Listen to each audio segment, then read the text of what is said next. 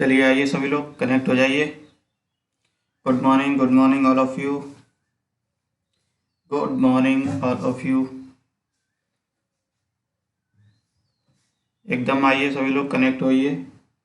जो लोग कनेक्ट नहीं हो पा रहे हैं लिंक शेयर कर दो अपने फ्रेंड्स में, ज़्यादा से ज़्यादा लोग कनेक्ट हो। ठीक है, आओ फिर शुरू किया जाए।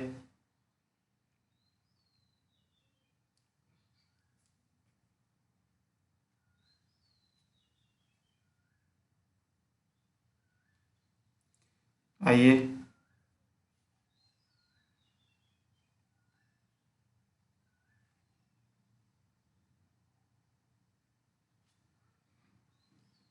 चलिए आगे सभी लोग। तो चलिए, पिछली क्लास में हम लोगों ने क्या पढ़ा था बताइए। पिछली क्लास में हमने शायद पढ़ा था चैप्टर नंबर 2 स्टार्ट कर दिया था। और चैप्टर नंबर 2 में हम लोगों ने ये देखा था कि जो इफ़ेक्ट ऑफ इम्प्रॉपर अर्थिंग होता है, यानी कि अर्थिंग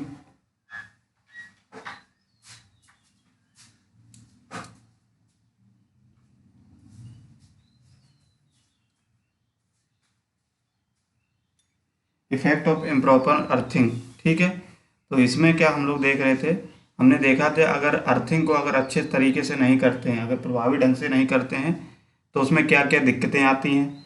वो चीज़ हमने कल पिछले वाली क्लास में हम लोगों ने देखा था। ठीक है, तो आज हम लोग बात करेंगे। तो जैसे इम्प्रॉपर के लिए हमने देख लिया कि क्या क्या दिक्कतें आती हैं। अब बात करते हैं कि अगर जो अर्थिंग की जाती है तो उसका किस तरीके से हम लोग अर्थिंग करनी चाहिए। ठीक है, उसका क्या एक स्टैंडर्ड होना चाहिए, किस बेसिस पे इस स्टैंडर्ड को बताया जाता है, किसके द्वारा इसको मान्यता दी गई है। ठीक है, तो एक ये क्या होता है, एक इंटरनेशनल स्टैंडर्ड होता है। उसके स्पेसिफिकेशंस के आधार पे ही क्या किया जाता है, इन अर्थिंग को लगाया जाता है। या कोई भी आप मान चलो, कोई भी सिस्टम जब लगाया जाता है तो कई हर किसी ना किसी का एक स्टैंडर्ड होता है, एक मानक होता है। जो स्टैंडर्ड आपका स्टैंडर्ड माना जाता है उसके इंटरनेशनल के बेसिस पे। ठीक है, तो ऐसे ही कुछ स्टैंडर्ड हैं, उन स्टैंडर्ड को हम मानेंगे कि अर्थिंग को अगर स्टैंडर्ड मानना है तो किस तरीके से हमको लगाना चाहिए, क्या क्या प्रोसेस होनी चाहिए, किस तरीके से क्या नियम कानून होने चाहिए उसके। ठीक है, तो वही आज हम लोग डिस्कस करेंगे। तो सबसे पहले हेडिंग आप डालेंगे आज IS specification. IS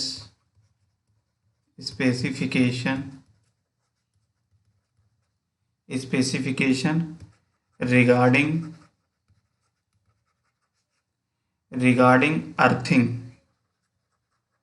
earthing of electrical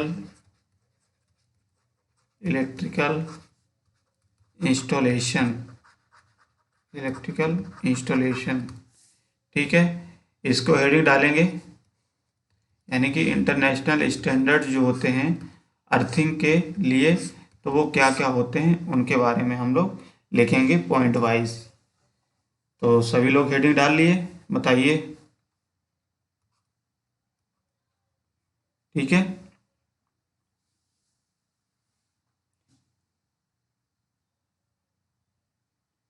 तो इसमें लिखेंगे पहला। अब इसको लिखने से पहले हम लोग एक लाइन लिख लेते हैं, लिखिए IS 3034 1966 के अनुसार अर्थिंग को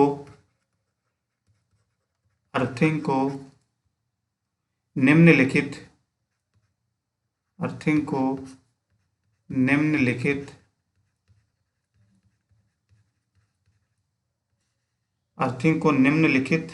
स्पेसिफिकेशंस होने चाहिए। अब वो स्पेसिफिकेशन क्या होने चाहिए, ठीक है, तो उनको हम लोग क्या करेंगे, पॉइंट वाइज इसको लिखेंगे। तो पहला पॉइंट आप डालेंगे। ठीक है, पहले पॉइंट में हम लोग देखेंगे, जैसे सपोज करिए अगर आपको कोई भी इंस्टॉलेशन लगाना होता है, ठीक है, तो इंस्टॉलेशन लगाने के लिए हमको अर्थिंग ज़रूरत पड़ेगी। तो अर्थिंग जब की जाती है तो हमको ये देखना होता है कि अर्थिंग जो है उस इंस्टॉलेशन से कितनी दूरी पे रखा जाए, ठीक है, उससे अर्थिंग कितनी दूरी पे रखा जाए। तो वो एक स्टैंडर्ड होता है, 1.5 मीटर की दूरी पे रखा जाता है, ठीक है। कितना रखा जाता है? 1.5 मीटर की दूरी पे रखा जाता है इंस्टॉलेशन से अर्थिंग को, ठीक है। तो एक ये पॉइंट हो गया, इसको लिखिए। तो इस पॉइंट को लिखेंगे। चलिए हम बोल रहे हैं, आप लोग लिखिए। जिस इंस्टॉलेशन के लिए इंस्टॉलेशन के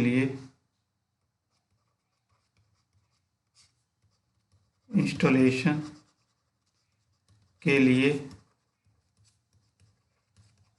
जिस इंस्टॉलेशन के लिए अर्थिंग की जा रही है या की जा रही हो, अर्थिंग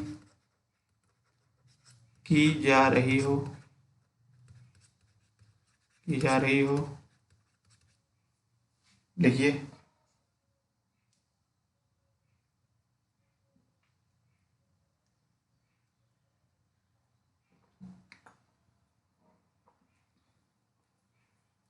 क्या लिखे हो? जिस इंस्टॉलेशन के लिए अर्थिंग की जा रही हो, अर्थिंग की उससे दूरी कम से कम, अर्थिंग की, आगे लिख लीजिए आप लोग, अर्थिंग की उससे दूरी कम से कम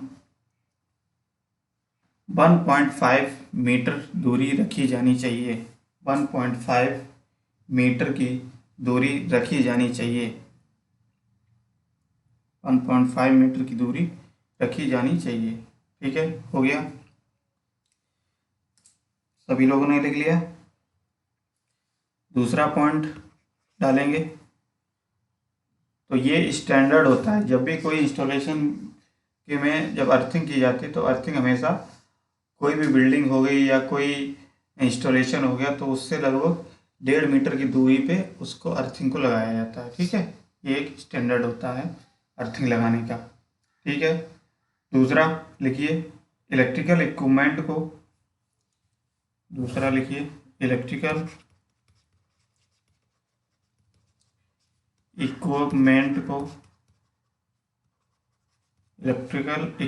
को, अर्थ इलेक्ट्रोड को, अर्थ इलेक्ट्रोड से जोड़ने वाली तार, अर्थ इलेक्ट्रोड से जोड़ने वाली तार या वायर की माप या मेजरमेंट, माप, इंस्टॉलेशन के कंडक्टर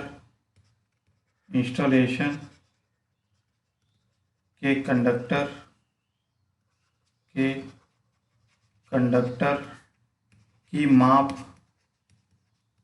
माप से आधे या हाफ, आधे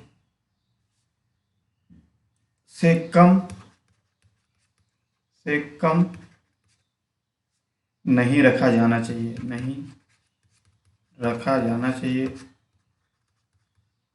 ठीक है। लिख लिया। देखिए समझते हैं इसको। तो इस पॉइंट में क्या कहा गया है कि जो भी इलेक्ट्रिकल इक्विपमेंट आप लगाते हो, ठीक है, उसके लिए हम लोग अर्थ इलेक्ट्रोड लगाते हैं। अर्थ इलेक्ट्रोड का मतलब क्या है? जब अर्थिंग करते हैं तो हम लोग अर्थिंग के लिए एक इलेक्ट्रोड लगाते हैं, ठीक है। और इसी से इसको क्या कर देते हैं, ज़मीन में इसको तरीके से गाड़ देते हैं, ठीक है, इसको अंदर ज़मीन में गाड़ देते हैं। और इसी से क्या होता है, एक वायर कनेक्ट करा रहता है, वायर कनेक्ट कर देते हैं। और ये वायर क्या होता है, इंस्टॉलेशन में कनेक्ट कर दिया जाता है, जिससे अर्थिंग इसकी हो जाती है। तो यही इलेक्ट्रोड, ये क्या होता है, इलेक्ट्रोड, ठीक है। तो ये इलेक्ट्रोड जो बताया है कि अर्थ इलेक्ट्रोड से जोड़ने वाली तार की माप, जो तार की माप है इस इलेक्ट्रोड से जोड़ने वाली, जैसे ये तार है तो इसकी माप जो है कंडक्टर के इंस्टॉलेशन में जो कंडक्टर यूज होते हैं उसकी जो माप होती है उसके माप से आधी रखी जाती है। आधी का मतलब क्या है, इसका जो क्रॉस सेक्शनल एरिया होता है उसको कम रखा जाता है। यानी कि अगर इतना मोटा है, 2 mm का है मान लिया तार, तो अर्थ वायर को कितना रखना पड़ेगा, 1 mm का, ठीक है। तो हाफ रखा जाता है। इतना समझ में आ गया।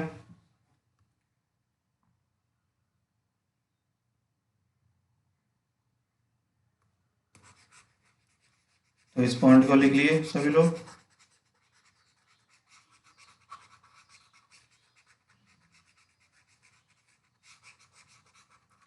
चलिए नेक्स्ट पॉइंट लिखिए।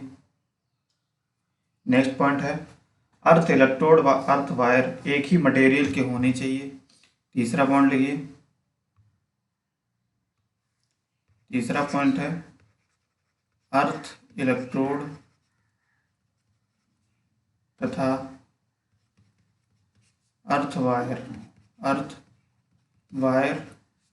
एक ही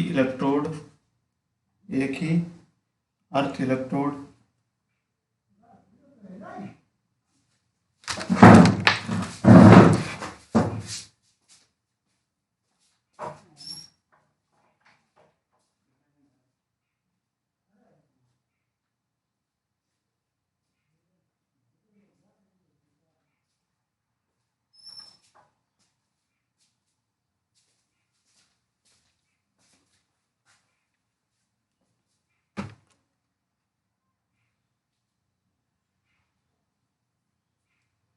तो क्या लिखे हैं, अर्थ इलेक्ट्रोड तथा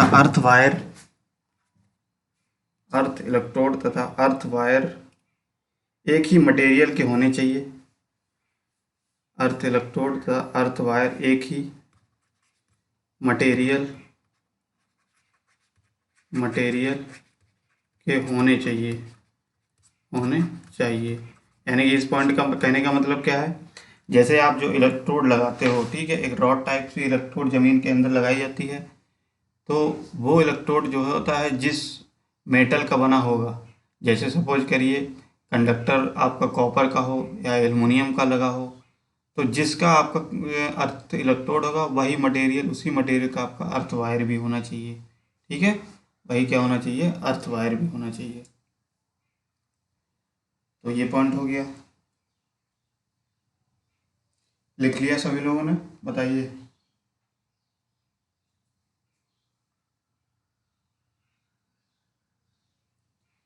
अब नेक्स्ट पॉइंट लिखिए।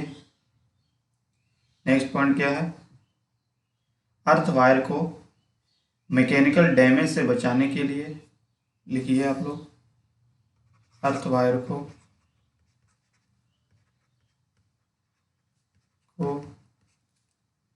मैकेनिकल डैमेज से बचाने के लिए, अर्थ इलेक्ट्रोड को मैकेनिकल डैमेज से बचाने के लिए अर्थ सरफेस से कम अर्थ सरफेस, यानी कि जो अर्थ की सतह होती है, अर्थ सरफेस से कम से कम 30.5 सेंटीमीटर नीचे तथा 12.7 mm डायमीटर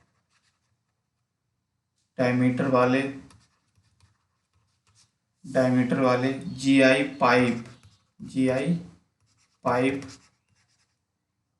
पाइप में ले जाना चाहिए।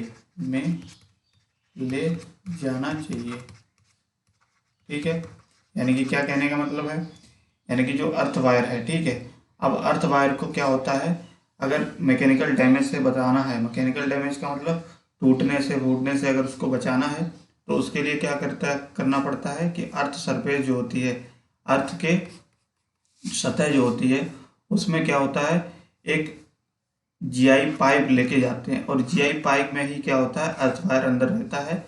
अब इस जीआई पाइप जो होता है, इसी जीआई पाइप का जो मेजरमेंट होता है, ठीक है, यानी कि अगर हम लोग कहें तो ये 30.5 सेंटीमीटर नीचे गहराई में, ठीक है, और इसकी डायमीटर जो पाइप की होनी चाहिए 12.7 mm की होनी चाहिए। इसी में वायर को ले जाया जाता है, किसके लिए, मैकेनिकल डैमेज से बचाने के लिए। ठीक है, तो लिख लिया सभी लोगों ने, नोट कर लीजिए जो लोग नहीं लिख पाए।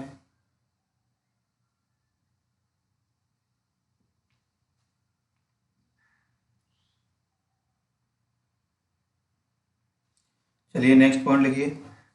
अर्थ इलेक्ट्रोड को पॉइंट नंबर 5 में लिखेंगे। अर्थ इलेक्ट्रोड को जमीन के अंदर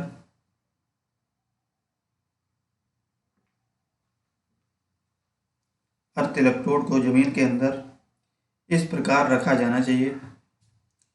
अर्थ इलेक्ट्रोड को जमीन के अंदर इस प्रकार रखा जाना चाहिए। तेज तो नहीं बोल रहे हैं, सभी लोग लिख पा रहे हैं? बताइए।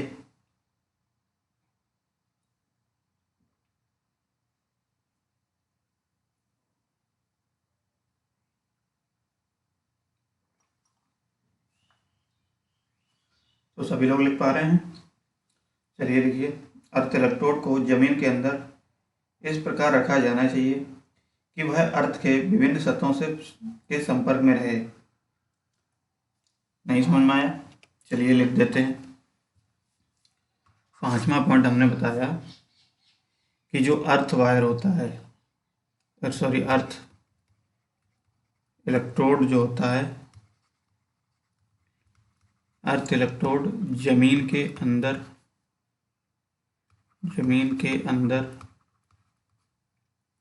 इस प्रकार रखा जाना चाहिए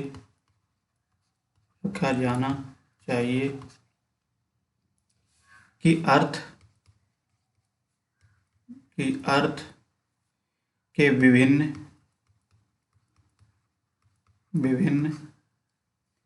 सतहों के या सरफेस के सतहों के संपर्क में रहे।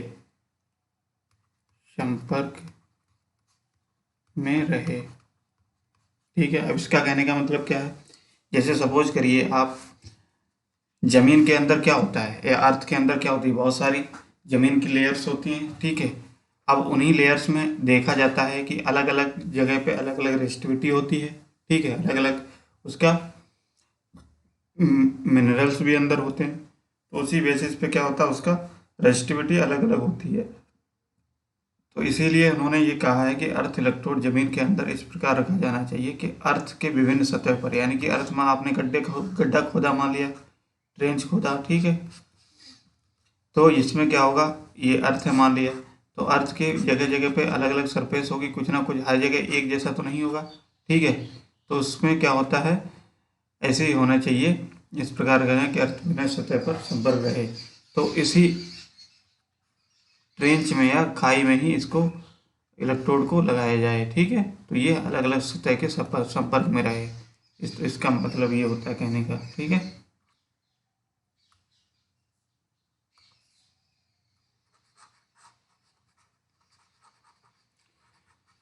लिख लिया। चलिए 6th पॉइंट लिखिए। इसमें 6th पॉइंट लिखेंगे, अर्थिंग के लिए प्लेट इलेक्ट्रोड। देखिए अर्थिंग जब की जाती है, हमेशा याद रखना, चाहे आप रोड से कर सकते हो या उसकी एक प्लेट होती है, प्लेट से कर सकते हो। अब मान लिया अगर प्लेट से करनी है तो उसका साइज डिसाइड होना चाहिए, कितना साइज होना चाहिए। ठीक है। तो वही लिखना है पॉइंट 6 पॉइंट में कि अर्थिंग के लिए प्लेट इलेक्ट्रोड, अर्थिंग के लिए प्लेट इलेक्ट्रोड, अर्थिंग के लिए plate electrode, plate electrode, plate electrode. अब जिसका साइज जो है हम लिख रहे हैं, लिखिए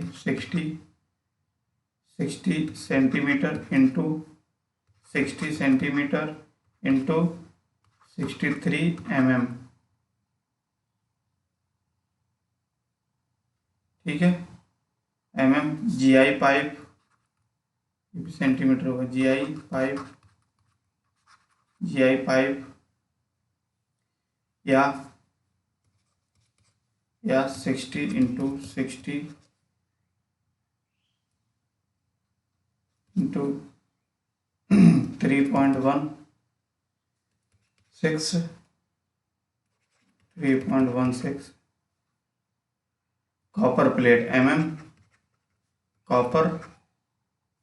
कॉपर प्लेट, कॉपर प्लेट का यूज किया जाना चाहिए, का यूज या प्रयोग किया जाना चाहिए, किया जाना चाहिए। ठीक है, तो इसका साइज दिखाया गया है, लंबाई चौड़ाई ऊंचाई। ठीक है, इसी बेसिस पे इसको डिसाइड किया जाता है। तो ये एमएम में होगी, ये सेंटीमीटर में है। ठीक है, अब ऊंचाई कितनी इस प्लेट की होनी चाहिए, तो 63.1 एमएम की बात की है, सेंटीमीटर की नहीं। सेंटीमीटर पे तो बहुत ज़्यादा हो जाएगा। ठीक है, ये सेंटीमीटर में होता है लंबाई चौड़ाई, और ये एमएम में। तो लंबाई चौड़ाई ऊंचाई। ठीक है, तो ये होता है इसका साइज या वॉल्यूम कह सकते हो।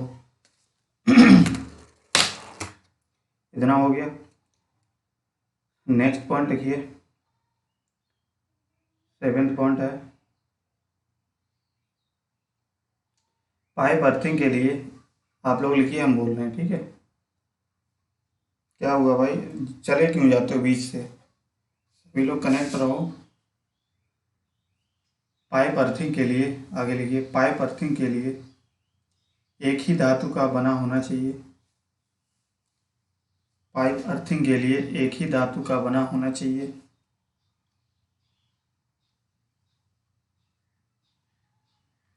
यह पाइप 38 mm इन डायमीटर, लिख लीजिए। अच्छा,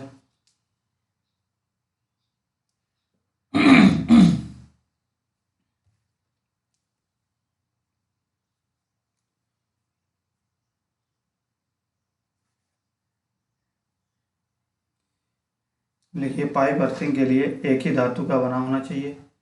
यह पाइप 38 mm इनर डायमीटर, क्या है यह pipe 38 mm inner diameter. Inner diameter मतलब पाइप के अंदर का डायमीटर। ठीक है, डायमीटर वाले जीआई पाइप, वाले जीआई पाइप। ये जीआई पाइप होता है गाई वायर का पाइप। ठीक है, जीआई पाइप या 100 mm cast iron, 100 mm cast iron, cast iron वाले पाइप का, कास्ट आयरन वाले पाइप का, वाले पाइप का कम से कम प्रयोग का, कम से कम प्रयोग करना चाहिए, करना चाहिए। ठीक है, इसी में आगे लिखिए, इस पाइप पर,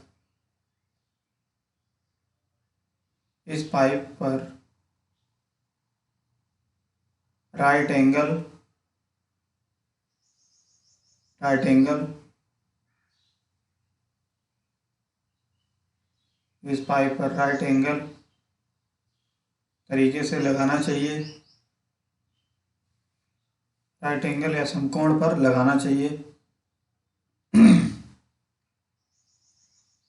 इस पाइप को या इस पाइप को राइट एंगल ट्रायंगल पर लगाना चाहिए।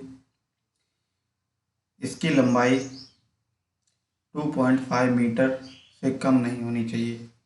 इसकी लंबाई कैसी है, 2.5 मीटर से ज़्यादा नहीं होनी चाहिए। ठीक है, इसकी लंबाई की अगर बात करें तो 2.5 मीटर से ज़्यादा या कम नहीं होनी चाहिए। ले लिया? क्या हुआ भाई, आवाज़ नहीं आ रही क्या? सभी लोग कनेक्ट रखते रहो भाई, बीच बीच में चले जाओगे छोड़ के तो क्या मतलब है फिर क्लास का। क्लास करते रहो, ये मान के चलो, पढ़ना तो पड़ेगा ही, एग्ज़ाम तो होंगे, ये मत दिमाग में रखना कि एग्ज़ाम नहीं होगा। एग्ज़ाम हर हालत में होगा। देख रहे हो, कोई भी आपका ऐसा नहीं है कि सारी चीज़ें लॉकडाउन कर दी गई, कितने भी केस बढ़ जाएं, लेकिन इस बार लॉकडाउन नहीं लगेगा आपके यहाँ, मतलब यूपी में। ठीक है, तो इसलिए ध्यान मत देना, पढ़ाई में ध्यान दो, बस ये दिमाग में रखो कि एग्ज़ाम तो होना ही है। नेक्स्ट लिखो, नेक्स्ट पॉइंट लिखो, अर्थ इलेक्ट्रोड की गहराई। नेक्स्ट पॉइंट है 8 पॉइंट, अर्थ इलेक्ट्रोड की गहराई,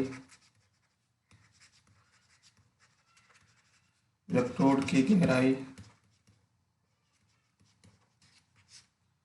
अर्थ इलेक्ट्रोड की गहराई 1.25 मीटर से 1.25 मीटर से कम नहीं रखी जानी चाहिए, मीटर से कम नहीं रखी जानी चाहिए, नहीं रखी जानी चाहिए, लिख लिया। और मृदा की, चलो ठीक है इतना ही रखो, गहराई कम कम नहीं रखी जानी चाहिए, ठीक है। नेक्स्ट पॉइंट लिख लो 9th, earth resistance, earth resistance installation,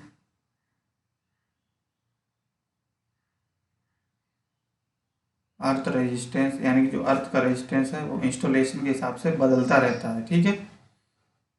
installation, आगे लिखिए, इंस्टॉलेशन के बेसिस पे बदलता रहता है, ठीक है। बदलता रहता है कि मतलब जैसा जिस प्रकार आप इंस्टॉलेशन लगाओगे, जैसे सपोज करिए आपने वायरिंग के लिए लगाया, केबल वायरिंग है तो वायरिंग के लिए उसका रेजिस्टेंस क्या होगा, 1 ओम के लिए रखा जाएगा अर्थिंग के लिए।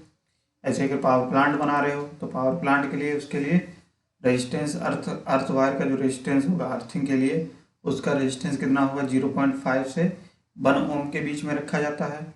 ऐसे अगर सपोज करिए पावर प्लांट को अगर सब स्टेशन के साथ में, अगर अर्थ सब स्टेशन के साथ में रखा जाता है तो वो क्या होता है, 1 से 2 ओम के बीच उसका रेजिस्टेंस रखा जाता है।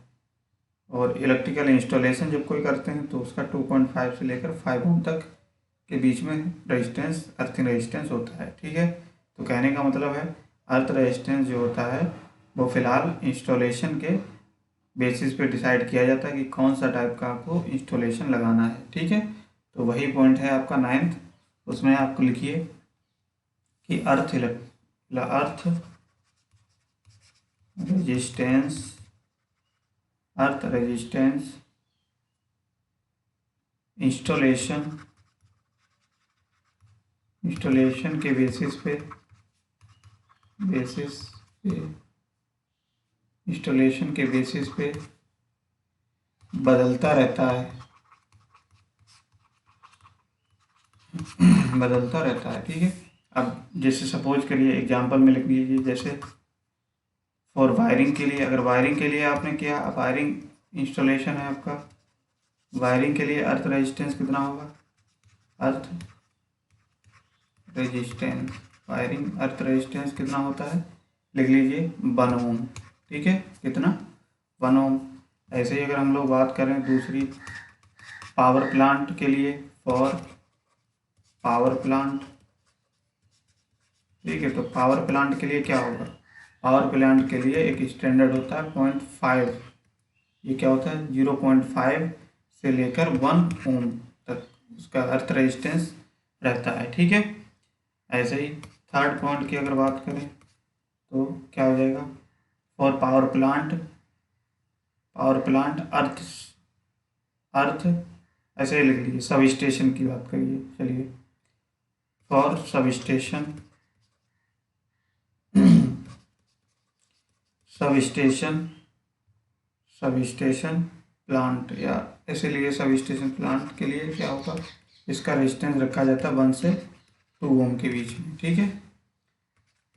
फोर्थ लिख लीजिए, फॉर इलेक्ट्रिकल इंस्टॉलेशन, कोई जब इलेक्ट्रिकल इंस्टॉलेशन करते हैं, मान लिया इलेक्ट्रिकल इंस्टॉलेशन, तो इसमें 2.5 से लेकर के 5 ओम तक रखा जाता है, ठीक है, इलेक्ट्रिकल इंस्टॉलेशन।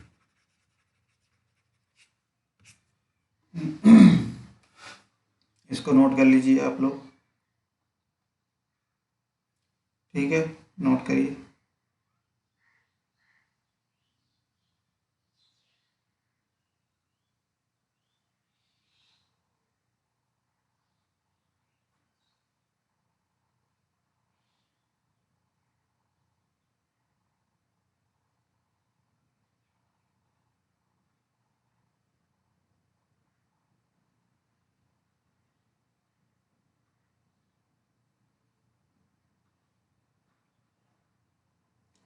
नोट कर लिया?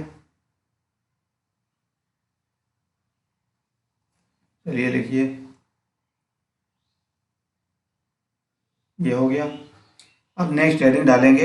ये तो थे आपके स्पेसिफिकेशंस, ठीक है, कि क्या क्या स्पेसिफिकेशन एक इंटरनेशनल के बेसिस पे होने चाहिए, स्टैंडर्ड होने चाहिए अर्थिंग के, ठीक है। तो ये सारे अर्थिंग के पॉइंट्स हमने बताया कि ये स्टैंडर्ड होने चाहिए।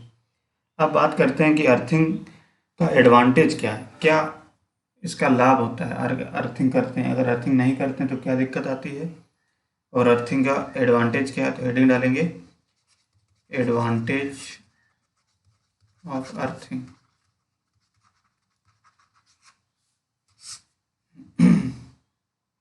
तो एडवांटेज ऑफ अर्थिंग में लिखेंगे सबसे पहला पॉइंट, इसमें लिख लीजिए, आगे लिखिए, अर्थिंग के एडवांटेज निम्नलिखित हैं। अर्थिंग के एडवांटेज निम्नलिखित हैं। तो देखिए एडवांटेज, जैसा कि आप लोग इनडायरेक्टली आप पढ़ चुके हो पिछली बार में, कि अगर प्रभावी ढंग से अगर अर्थिंग नहीं करते हैं तो उसमें जो पॉइंट्स होते हैं उसी तरीके से आप इसमें समझ सकते हो। जैसे आपने अगर सही से अर्थिंग नहीं की, ठीक है, अगर अर्थिंग नहीं भी करते हैं, मान लीजिए सही से की बात छोड़ो, अगर अर्थिंग नहीं करते हैं तो क्या होगा। सपोज करिए कोई इलेक्ट्रिकल लीकेज हुआ। इलेक्ट्रिकल लीकेज होने का मतलब क्या है, इलेक्ट्रिकल लीकेज होने का मतलब है कि अगर सपोज करिए आपका वायर कनेक्ट है किसी भी मशीन से या किसी से इंस्टॉलेशन से, अगर वो वायर इन केस टूट के कहीं गिर गया, ठीक है, मशीन के ऊपर ही गिर गया, तो मशीन जो भी होती है वो क्या एक मेटल की ही होती है, आप जानते हैं। तो उस केस में क्या होगा कि जो भी इक्विपमेंट होगा या मशीन होगी, मान लिया इक्विपमेंट पे गिर गया, तो उस इक्विपमेंट को जब आप छुएंगे, ठीक है, अगर टच करेंगे तो क्या हो जाए, उसमें इलेक्ट्रिक शॉक लगने का खतरा रहेगा कि नहीं रहेगा। अगर वही अगर अर्थिंग होती है, ठीक है, तो जो मेटल होगा वो उसको ग्राउंडिंग कर देंगे, तो ग्राउंडिंग हो जाएगा जो भी लीकेज होगा, तो जिससे शॉक नहीं लगेगा। तो एक तो ये पॉइंट होता है। तो पॉइंट लिखिए नंबर 1।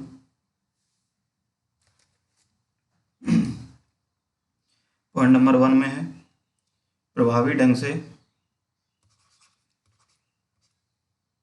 प्रभावी ढंग से, प्रभावी ढंग से अर्थिंग करने पर, अर्थिंग करने पर, करने पर electrical leakage, electrical leakage, electrical leakage का मतलब आपका यहीं पे है करंट से, ठीक है, या वायर टूट जाना होने पर, होने पर, होने पर भी, ऐसे लिखिए, होने पर भी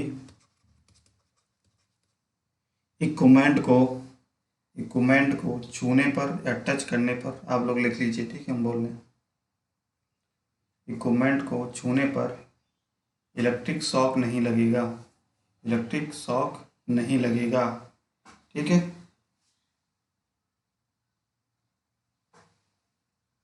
तो क्या होगा उस केस में, इलेक्ट्रिक शॉक नहीं लगेगा। नोट कर लिए, लिख लिए आप लोग, बताइए। तेज बोल रहे हैं क्या, तेज तो नहीं बोल रहे ना, बता देना जैसा, थोड़ा स्लो करेंगे। नेक्स्ट पॉइंट लिखो, इलेक्ट्रिकल लीकेज की स्थिति में, यानी कि लीकेज का मतलब वही वायर का टूट के गिर जाना उसमें इक्विपमेंट पे या कुछ भी करंट इसमें, यानी कि ऐसे समझिए जिस जिस पार्ट में आप करंट फ्लो नहीं कराना चाहते हो उस पार्ट में अगर करंट फ्लो होने लगे, ऐसे मान के चलिए, ठीक है। तो लीकेज, इलेक्ट्रिकल लीकेज की स्थिति में मिनिमम रेजिस्टेंस वाला अर्थिंग पाथ प्राप्त होता हो, इलेक्ट्रिकल लीकेज की स्थिति में, चलिए हम धीरे धीरे बोल रहे हैं, इलेक्ट्रिकल लीकेज की स्थिति में मिनिमम रेजिस्टेंस,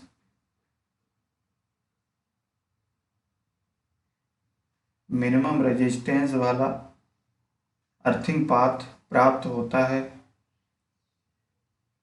मिनिमम रेजिस्टेंस वाला अर्थिंग पाथ प्राप्त होता है, जिसके कारण लीकेज करंट इतना बढ़ जाती है, जिसके कारण लीकेज करंट इतना बढ़ जाती है कि फ्यूज वायर गल जाता है या मेल्ट हो जाता है। फ्यूज वायर गल जाता है और सर्किट ब्रेक हो जाता है या सर्किट ओपन हो जाता है। तो देखो कहने का मतलब क्या है, लिख लिए सभी लोग, बताइए, लिख लिए हो? तो इस पॉइंट का कहने का मतलब है कि अगर जैसे कोई लीकेज करंट होता है, ठीक है, तो लीकेज करंट के केस में क्या होता है, वो अगर लीकेज करंट होगा तो उस केस में क्या होगा, जो वायर का रेजिस्टेंस होगा वो मिनिमम हो जाएगा। अर्थिंग रेजिस्टेंस बहुत मिनिमम हो जाएगा। और अर्थिंग मिनिमम होने का, रेजिस्टेंस मिनिमम होने का मतलब क्या है कि इसमें हाई करंट फ्लो होगी। और जब हाई लीकेज करंट फ्लो होगी उस वायर से, तो उस केस में क्या होगा, जो फ्यूज़ वायर लगाए होगे आप सेफ्टी पर्पज़ के लिए, तो वो फ्यूज़ वायर क्या होगा, मेल्ट हो जाएगा या गल जाएगा इस तरीके से। और गल जाएगा, जैसे ही फ्यूज़ वायर गलेगा तो उसी तरीके से आपका जो सर्किट ब्रेकर होगा या सर्किट होगा वो ब्रेक हो जाएगा, जिससे हमारा जो है इक्विपमेंट बच जाएगा या ख़राब होने से, हमारा डैमेज होने से बच जाएगा। तो इस तरीके से लीकेज, ये अर्थिंग बहुत ज़रूरी होता है, ठीक है। ये एक एडवांटेज हो गया।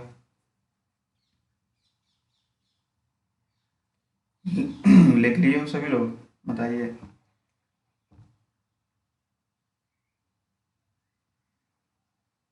चलो और एक पॉइंट लिख लो, लिखो, इक्विपमेंट तथा इंस्टॉलेशन के करंट कैरिंग, इक्विपमेंट तथा इंस्टॉलेशन, इक्विपमेंट तथा current carrying, current carrying part, current carrying part earth potential पर बने रहते हैं, अर्थ पोटेंशियल पर बने रहते हैं, ठीक है। अर्थ पोटेंशियल पर बने रहते हैं यानी इक्विपमेंट, और जो जैसा कि कहा गया कि इक्विपमेंट तथा जो अर्थ कैरिंग, जो करंट कैरिंग पार्ट होती है जिसमें करंट फ्लो होती है, ठीक है, वो क्या होते हैं, अर्थ के पोटेंशियल के रिस्पेक्ट में रहते हैं। ये बात कहने का मतलब है, ठीक है। हो गया पॉइंट, ये नोट कर लिया।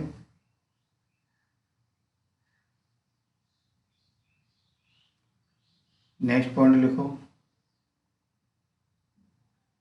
प्रभावी ढंग से अर्थिंग करने पर,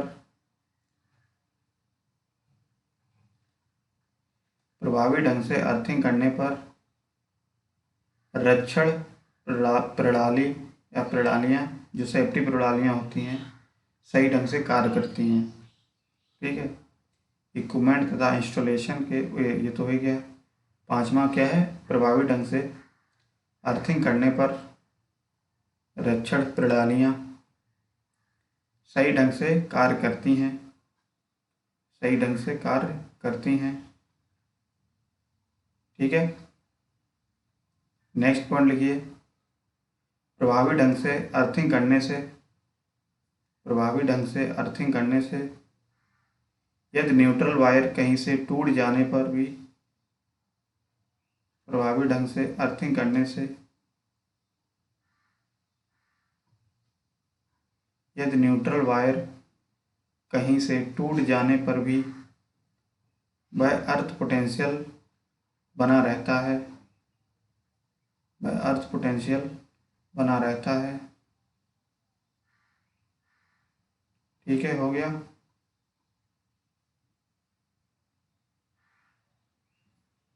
बताइए, हो गया। प्रभावी ढंग से अर्थिंग करने से यदि न्यूट्रल वायर कहीं से टूट जाने पर भी वह अर्थ पोटेंशियल बना रहता है। नेक्स्ट पॉइंट लिख लीजिए, लास्ट पॉइंट। ठीक है, टाइम होने वाला है। Building building comma sub station, building comma sub station व इलेक्ट्रिकल इंस्टॉलेशन, व इलेक्ट्रिकल इंस्टॉलेशन इलेक्ट्रिकल इंस्टॉलेशन पर हाई वोल्टेज आने पर, हाई वोल्टेज आने पर बिल्डिंग सब स्टेशन व इलेक्ट्रिकल इंस्टॉलेशन पर हाई वोल्टेज आने पर लाइटनिंग होने पर उपकरणों की आने से बचाता है या उपकरणों को डैमेज होने से बचाता है। ठीक है, यानी कहने का मतलब क्या है, जैसे अगर लाइटनिंग होती है, लाइटनिंग का मतलब जानते हो, आकाशीय जो बिजली गिरती है, अगर मान लिया बिल्डिंग पे या सब स्टेशन हो या कोई इलेक्ट्रिकल इंस्टॉलेशन हो, ठीक है, अगर उसमें क्या करते हैं, अर्थिंग नहीं लगाते हैं, तो अर्थिंग ना लगाने के कारण जब आकाशीय बिजली कहीं गिर गई उसके ऊपर, अब जैसा कि जानते हैं कोई सब स्टेशन हो गया तो उसमें तो वैसे भी इलेक्ट्रिसिटी रहती है, ठीक है, वोल्टेज रहता है, तो लाइटनिंग गिरने से क्या होता है, हाई वोल्टेज उत्पन्न हो जाता है, और हाई वोल्टेज उत्पन्न होने के कारण जो भी आपके इक्विपमेंट लगे होंगे या उपकरण लगे होंगे वो क्या होते हैं, डैमेज होने का खतरा रहता है। तो इसीलिए अर्थिंग लगाना जरूरी होता है। तो अर्थिंग इन सबसे भी बचाता है, लाइटनिंग से भी बचाता है। ठीक है, तो वही पॉइंट कहने का मतलब है कि बिल्डिंग हो गया, सब स्टेशन हो गया या इलेक्ट्रिकल इंस्टॉलेशन पर हाई वोल्टेज आने पर, अब हाई वोल्टेज कब आता है, जब लाइटनिंग हो जाए या अचानक कहीं हाई वोल्टेज आ जाए कहीं दूसरे सब स्टेशन या किसी से, ठीक है, तो उससे भी क्या होता है, लाइटनिंग हो या हाई वोल्टेज आने पर किसी भी कारणवश, तो उन उपकरणों को बचाया जा सके। ठीक है, तो ये पॉइंट आप लिख लीजिए। ठीक है, हो गया इतना। तो इस तरीके से ये हमने अर्थिंग देखा कि अर्थिंग के क्या क्या स्टैंडर्ड होने चाहिए और अर्थिंग के क्या क्या एडवांटेज होने चाहिए। अर्थिंग एडवांटेज होते हैं, क्यों हम लोग अर्थिंग करते हैं, तो ये सारे एडवांटेज होते हैं, आप हमेशा याद रखिएगा। एडवांटेज तो बहुत ज़रूरी है अर्थिंग के बारे में जानना। ठीक है, तो यहाँ से हम लोग आज इतना ही रखते हैं। ठीक है, और कल हम लोग इसके आगे देखेंगे। आज फिलहाल इतना ही रखते हैं। नेक्स्ट क्लास में और कुछ पॉइंट्स को देखेंगे और टॉपिक को देखेंगे। ठीक, तो अपना ख्याल रखिए, बाहर कम से कम निकलिए। ठीक है, मास्क लगाए रखिए और ज़्यादा से ज़्यादा पढ़ने की कोशिश करिए। यही टाइम है, आप अपने टाइम को यूटिलाइज कर लीजिए। ठीक है, क्योंकि आपको घर भी नहीं निकलना होता, घर से बाहर भी जाना नहीं है, तो कम से कम घर पे रह के पढ़ाई ही करिए। तो पढ़ाई जब करोगे तो उसका बेनिफिट आपको कहीं ना कहीं आगे मिलेगा ही। ठीक है, तो पढ़ाई करना बहुत ज़रूरी है। इसमें अगर अपने आप को बोरियत महसूस हो रहा है तो उस केस में क्या है, पढ़ाई करना स्टार्ट कर दो बस। तो ये अपना टाइम जो है यूटिलाइज करिए अच्छे से। चलिए फिर, आज के लिए बहुत बहुत धन्यवाद सभी लोगों का। अपना ख्याल रखिए। ठीक है, चलिए बाय।